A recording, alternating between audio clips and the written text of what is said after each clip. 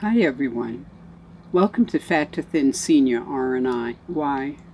I'm Raven. I was 76 years old when I received my gastric bypass surgery on December 16, 2019. Medicaid approved the surgery. Last week I talked about my experience on the dark side of RNY. In this vlog, I'll be talking about food and what they're really trying to sell us in those advertisements. And also I'll be talking about people who haven't gone through RNY or anything like that, but who have food issues who have inspired me. If you're curious, please join me on this journey and continue to watch.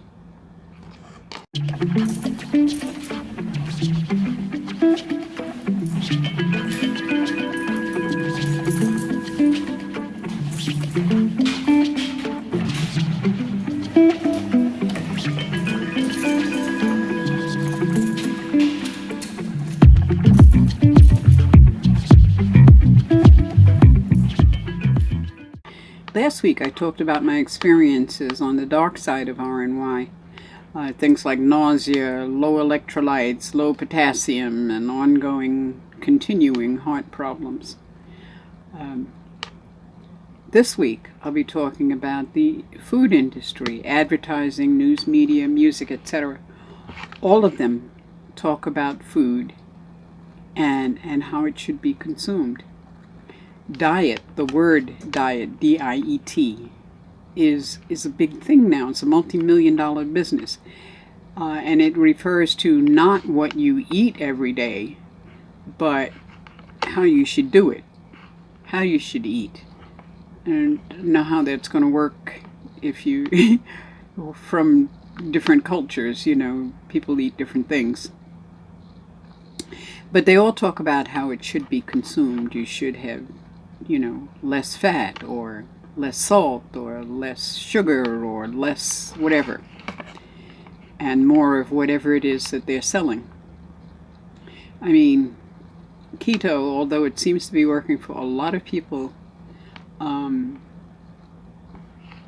is a re-engineered Atkins diet, which was originally invented to assist in diabetes management. So basically, all of us fat people out here pretty much are diabetic or close to diabetics or whatever. So these diabetes type diets work pretty well. Actually, gastric bypass originally was invented to assist diabetes and diabetics and getting their diabetes under control. And basically, that's one of the reasons why I got the operations, because I was pre-diabetic. 1 point or half a point away from being full-blown diabetic. It's a terrible disease. Anyway, I have to say that COVID, the COVID pandemic that's going on, has some good points in that it has caused us all to slow down and start cooking, which must be a horrible thing for the food industry, because they want to sell us processed whatever at the cheapest quality and the most cost, But anyway, so it's made us slow down, and it's made us aware of how our food is prepared and how they want us to consume it, and that in general seems to be going against the grain. A lot of people are starting their own little gardens, even if they only have one tomato plant, or one pepper plant or whatever. They're growing it themselves, and that's a good thing, because it puts you back in touch with where your food comes from and nature, and how your body works with real food and how real food tastes, which is quite a bit different from the processed stuff that we've gotten used to, I mean, we all know how the food industry enhances the food. You can't eat just one potato chip. It's impossible. It's just impossible. I mean, they've hit every trigger. They've found every trigger and throw it at us big time, and know that we are tired from working all day and having to come home and cook and take care of the kids and work with the homework and clean the house and do the laundry, and we're too tired to care in one way or the other, you know. So they play on that. They know that you can't eat one and you might as well just give up. Unless you cook and prepare your own food. And if you're buying stuff in the cities, you don't know where it comes from, how long it's been out there, sitting in some crate in a dark room, you know. We need to relearn our bodies, and our minds in particular. And I believe that the RNY, the surgery that I had, or probably any of the gastric surgeries, would cause you to stop. Period. Stop whatever it is you're doing and start again. Now, when it comes down to choices, you know, it's your choice to go back to ice cream and cake and cookies and candy and whatever, you know, at any rate. And, you know, one of the things I used to do with my kids, you know, are now in their 50s, but or their 40s or whatever, you know. But when they were small, they used to be small. It's kind of hard to imagine, you know, looking at their pictures now, but they used to be small. We used to sit and play a game on TV, and we'd look at television and critique the commercials and say, what are they really trying to sell you? Is it, you know, cornflakes?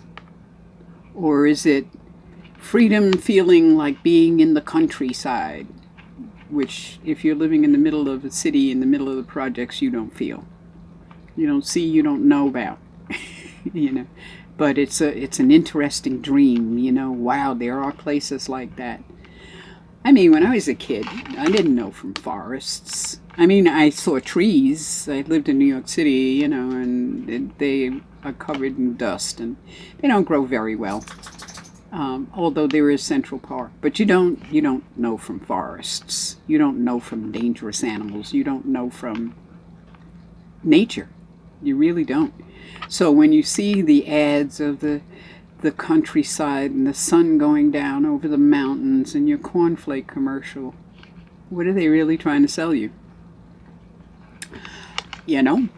So we used to play that when my kids were small.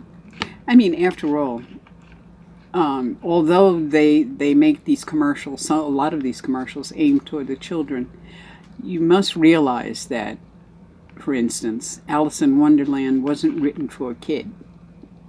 I mean, children look at things differently than adults, and they get things differently than adults, but they get it. You know, they do get the story. This is just not good for us, you know. I mean, it's a matter of, like they say, look at the labels, read the labels. That's the adult version of what are they really trying to sell you. So you should really read those labels and see what they're really trying to sell you, you know? I mean, I'm not too sure what agar-agar is, although I know that it's benign. Maybe, you know. I didn't realize, for instance, I mean, the industry is so fraught with chemicals and stuff that I had no idea that even the organic baby foods are just full of sugar, just absolutely full of sugar. They have fruit juices, but, you know, is it the watered down, squeezed out, don't put the rind in kind of version of peaches, or what? You know, it's like buying orange juice with no pulp. I mean, what is that? It's just sugar. And then, you know, as a result, how is anyone, much less a child, supposed to learn how to love fresh food? That's why I'm sure there's so many children now, and so many adults, who don't really care for the taste of a lot of fresh foods. Like, for instance, I'm not really crazy on any of the squashes, but you know how it goes. And if they're brought up on this junk all the time, is a carrot or an apple ever going to be sweet enough for them? Do you think? I don't think so. Other than us fat people, you know, how are the diets and advertising affecting us, you know? I think it equally affects men and women. I mean, you see a lot of stuff about women because women spend more money on this kind of stuff, or at least I assume from the way advertising goes that women are spending much more money on dieting than men do. So you don't really see much stuff about men, but they suffer from anorexia and overbuilding their muscles and stuff just like women do. And they suffer mentally just like women do. But, you know, in our society, in the American society, Western society, men are not supposed to show any kind of anything about anything. They're supposed to be really strong.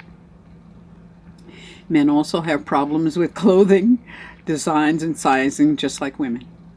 I mean, it's crazy how the advertising and how the food and clothing industries and all of them together are just keeping us fat, keeping us unhealthy. I wonder if sometimes if there isn't somebody out there like the Illuminati who is trying to kill off all of the people of the world or what, you know, maybe there are aliens out there. But anyhow, and then of course, you know, there are people who judge constantly.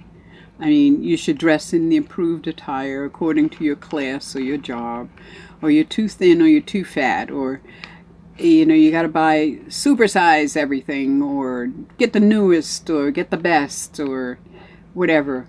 And the prejudice that is allowed to run rampant about people's body images is ridiculous. I mean, it causes all kinds of problems. We judge everybody for the clothing they wear, for the hairstyles, for the color of their skin, for their nationality, for whether their body image, their body type. We don't know if that 300-pound person just lost 200 pounds, but people will have something to say to that 300-pound person, you know? And I've had it happen to me many times, in many different ways. So, you know, according to, and you know, I don't even know why people think that they have the authority to say something to somebody that they absolutely do not know and probably will never see again. At any rate, there is a couple of people who I put their links in the description below who inspire me. They inspire me to keep going, and they inspire me to know that I'm on the right track, even though the road that they're taking is not the road that I'm taking. I mean, I had RNY surgery. This woman, Dawn, from Van Life is her YouTube channel. She started over 300 pounds, and she lives full-time in a van. At the time she started her exercise and diet and whatever, she was living in a car. So you can imagine her living in a car over 300 pounds. And we're not talking something the size of a Cadillac, you know. And then there's Hannah, and she's recovering from underweight. From her pictures, I don't know what her size was, but from her pictures, she couldn't have been more than 90 pounds with clothes on. And the pictures I saw without clothes lead me to believe probably 80 pounds. And she's recovering. So I put her link also in the description. And both of these women, although they are not on my road, are on the road to recovery, on the road to being who they are supposed to be, who they want to be, who they, you know, and getting out of the head of bigger, largers, you know. So anyway, I mentioned last week that I wanted to do a virtual race, and so I've started up I started putting my entries into MyFitnessPal. And the only reason I did that, because I use 𝘁𝗿𝗄𝗆, is so that I could use some of these other apps that are out here, and it'll pick it up from my Garmin watch. It also is available to just about everybody. It's free, and it uses a lot of different kind of trackers. It also has associated apps that go with it. So I'd have MyFitnessPal and Map My Walk, which is really cool because it shows you exactly where you walked.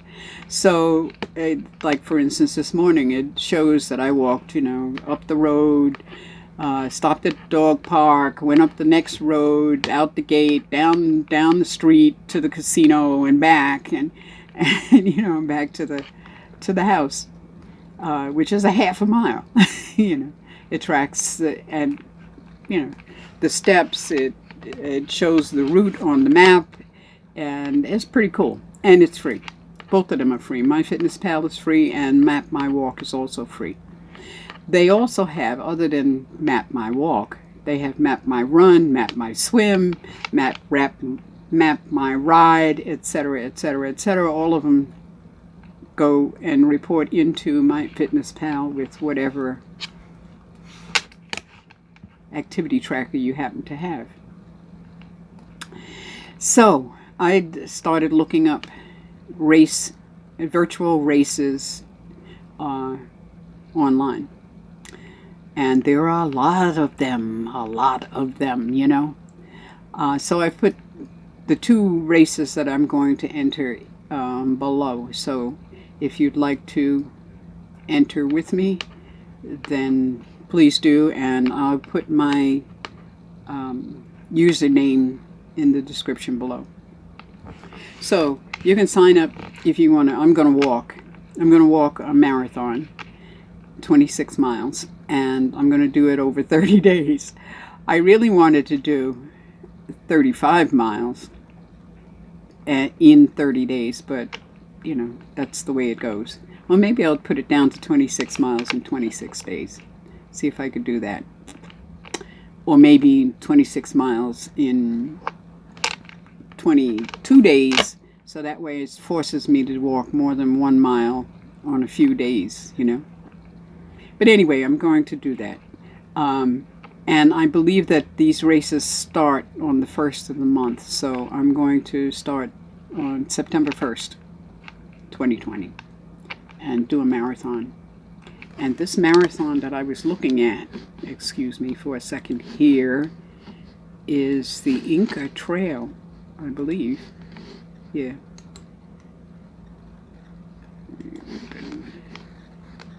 Yeah, I think it's the Inca Trail I was looking at. Yes, it's the Inca Trail Virtual Marathon. So I'm going to be walking through Machu Picchu and a couple of other interesting places.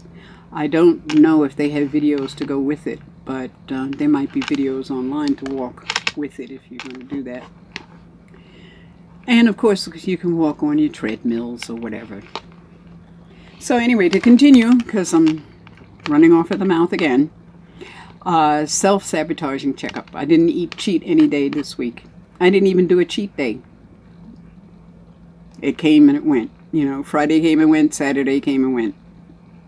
And I had no urge to do anything out of the ordinary. But somehow or other this week I gained 2 pounds. It's probably water weight or some such thing, but who knows. I've been using 𝘁𝗿𝗄𝗆, as I said, for years. at least 10 years.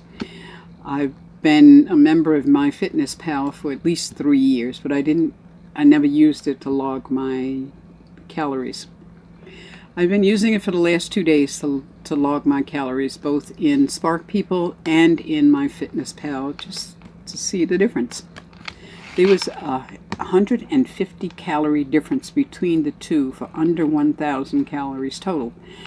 𝘁𝗿𝗄𝗆 was under by 150 calories.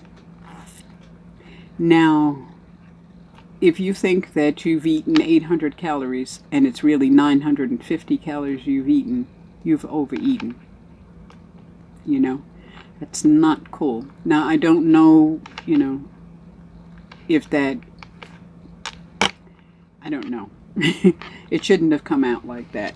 It should come out a lot closer, 10, 20 calories or something, I'm going to continue to see if that, if it averages out correctly at the end of the week or not, whatever. Anyway, the Rowley report. He's okay. He's still not using the buttons. I still am. I'm still pressing the buttons. He's eating twice a day now. And I give him the correct amount. So he eats it all and he's happy. He's not looking for anything else. He's not interested in munchies or treats or anything. So it's probably still a little bit too much.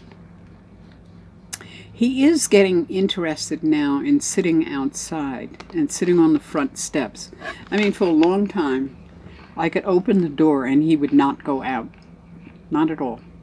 Even if I went outside and stood at the bottom of the steps, he would not go out unless I called him out, So now he wants to kind of just sit on the top steps and watch the world go by. He wouldn't go out the door before without me, So this is pretty cool. He's beginning to feel comfortable, I think. So, to sum up, I'm feeling good.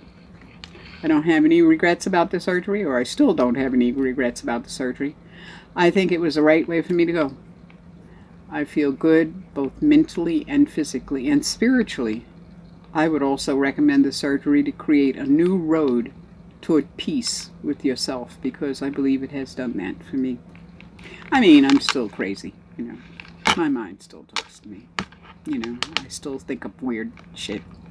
I still sabotage myself, but I feel that I have a certain peace now that I didn't have before.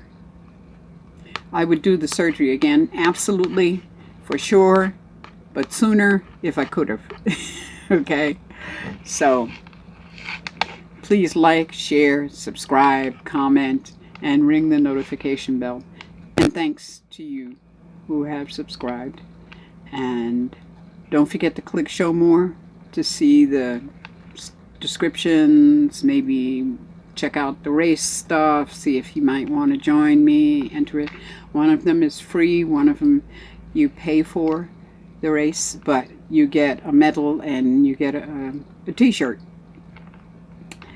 So I'll see you then. Take care of you and yours, and blessed be.